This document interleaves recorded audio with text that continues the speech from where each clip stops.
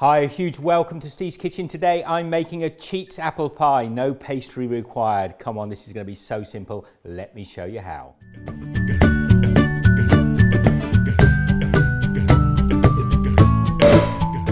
Now, I'm too lazy to move the camera. Get your oven on 350 degrees Fahrenheit, 180 Celsius, because these are going to be cooking very soon. Now, I've got a bowl here with 3 eggs. I'm putting 4 eggs into a bowl.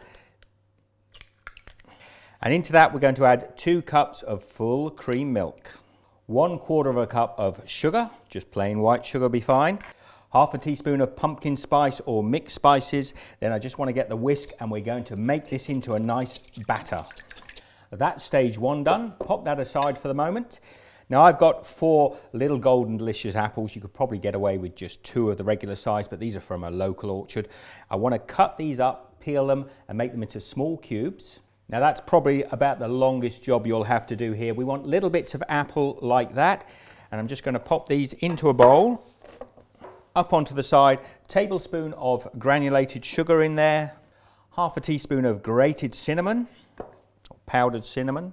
And I'm also putting fresh nutmeg into there, probably about 1/4 teaspoon of. Now if you can get fresh nutmeg, it is delicious. Powdered will do, of course. And a couple of pinches of salt just to draw the moisture out of those apples. Get a spoon in there and coat them completely over with the spice and the sugar. And that's step 2. Set those aside. Now I told you this is going to be pastry free. I've got slices of plain white bread here and I'm just going to trim the crusts off. Okay, we've got 1 muffin tray here. And here is my batter again. Give it a quick whisk together before we start using it. Now I want you to take those slices of white bread, we're just going to dip them in the batter. We've got nice, soft and gooey bread here. Lift it onto one of these little cakes and push. Don't push in the middle, it will split it. Just ease it into the space like that, and that is perfect. So I'll just get on and fill all of these little muffin trays. So we pop that bit of bread square like that, and just like a little pillow, we sort of push it in there. Get this lovely little downy pillow effect. So we've got all our little pie casings here. I've now got that cinnamon and apple mixture and I'm going to be putting a decent amount into the center of each of one of my little pies. Now there are my little pies all filled to the brim. I've got a little butter here, I'm using salted. I'm cutting up some little cubes and just laying them across the top of these pies. That butter's going to melt into there. And they're ready to go in the oven 25 to 30 minutes and they'll be golden brown and beautiful. Keep an eye on them. Let's get them in now. Now look at those, they've just come out the oven. They are piping hot. I'm just going to pop them down there on the side. And what I'm going to do, I've got a little molten honey here, just heat it up in the microwave.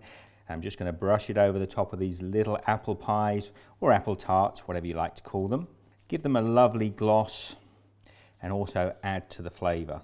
Now there they are, and don't they look absolutely delicious. Now we just want them to cool down a little bit, and I'm going to take them out and serve them with a little fresh cream. Now look how easy they pull out of there. I'm just going to lift that over, pop it into a plate. Now like I say, I'm going to put a bit of fresh cream on here. You could have vanilla ice cream, you could have custard even. But there you have it.